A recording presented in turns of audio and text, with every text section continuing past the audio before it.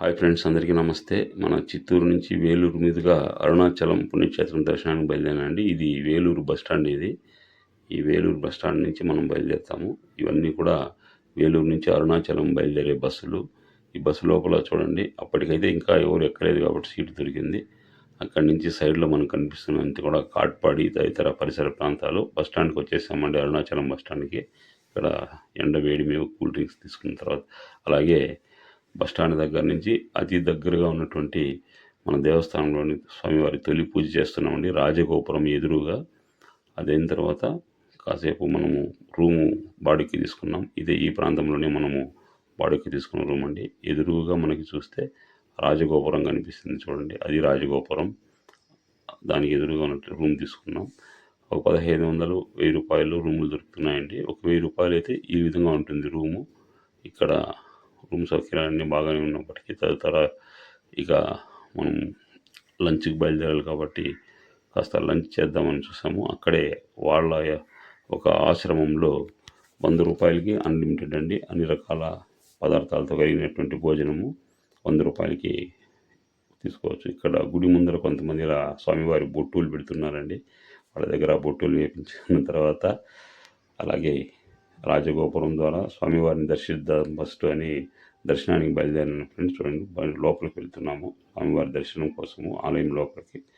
అక్కడ లోపల ఉన్నటువంటి పుష్కరిణి కూడా చాలా బాగా ఉంటుంది. స్వామివారి పుష్కరిణి లోపలి భాగంలో నుంచి చూస్తున్నాం. ఆ తర్వాత స్వామివారి దర్శనార్థం క్యూలో వెళ్ళాల్సి ఉంటుంది. అప్పటికి రద్దీ కాస్త తక్కువగానే ఉంది ఫ్రెండ్స్. దర్శనం అయిపోయింది, కాసేపు కూర్చున్నాను, సేద తీరాను. ఆ తర్వాత స్వామివారి గిరి ప్రదక్షిణ కోసం బయలుదేరాల్సింది కాబట్టి అక్కడ స్వామివారి గిరి ప్రదక్షిణ తొలి పూజ చేసి స్వామివారికి హారతి ఇచ్చి ఆ తర్వాత కాలినడకన బయలుదేరదామని నిర్ణయం తీసుకున్నాను. ఆ ప్రకారంగానే నేను బయలుదేరి వెళ్తున్నాను ఫ్రెండ్స్.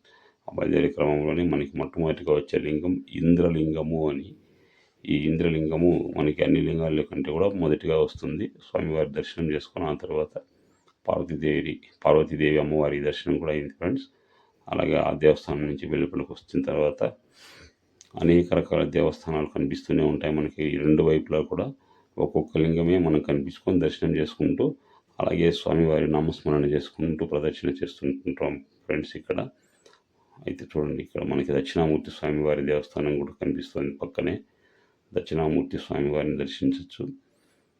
ఆ తర్వాత వచ్చిన లింగం యమలింగము అని. ఆ యమలింగేశ్వరుని కూడా మనం దర్శనం చేసుకున్నాము ఫ్రెండ్స్. సుమారుగా అయితే వర్షపు చినుకులు కూడా ప్రారంభమైనాయి. ఏం ప్రారంభమైనప్పటికీ పెద్దగా ఇబ్బంది అయితే లేదు.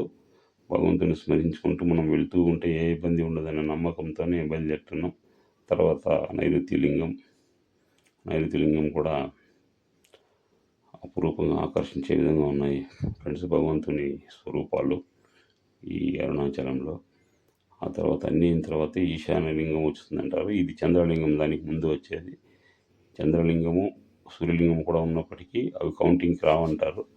ఏదేమైనా మనకి చివరిగా ఈశాన్య లింగం వస్తుంది ఫ్రెండ్స్. ఈశాన్య లింగం అయిన తర్వాత ఇక గిరి ప్రదక్షిణ ముగింపు పూజ స్వామివారికి. ఓం నమ శివాయ, ఓం అరుణాచల శివ, ఓం అరుణాచల శివ. అందరికీ మంచి జరగాలి ఫ్రెండ్స్. వీడియో నచ్చితే లైక్ చేయండి, షేర్ చేయండి, సబ్స్క్రైబ్ చేయండి. థ్యాంక్